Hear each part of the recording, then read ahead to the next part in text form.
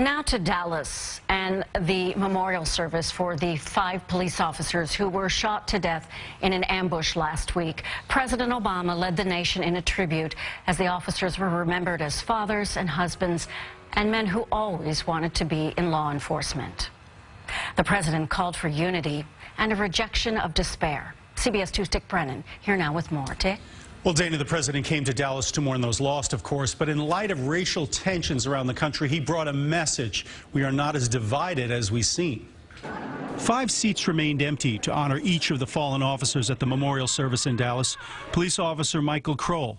His family said all he wanted to do was be a cop. Sergeant Michael Smith. He loved to play softball with his 2 girls. Officer Patrick Zamaripa. When he served in the Navy, he dreamed of being a cop. Transit Officer Brent Thompson, former Marine and a newlywed. And Senior Corporal Lorne Aaron's father of 2. His wife Katrina is a police detective. And the night before he died, he bought dinner for a homeless man. And the next night, Katrina had to tell their children that their dad was gone. And they don't get it yet, their grandma said. Former President George W. Bush lives in Dallas and paid his respects. With their deaths, we have lost so much.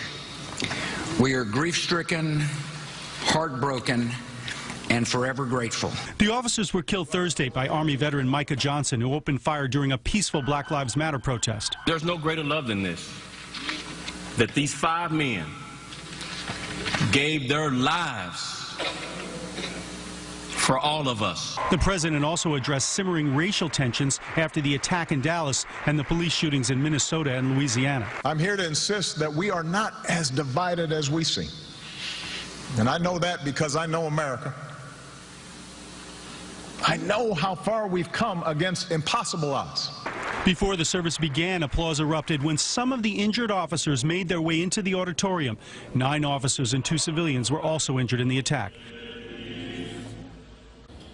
Now, in that very personal moment, President Obama, when he said, "I know how far we've come against impossible odds," he also said, "I know we'll make it because of what I've experienced in my own life." He says he's seen the goodness and decency of the people of America. Dana. Thank you, Dick. Tonight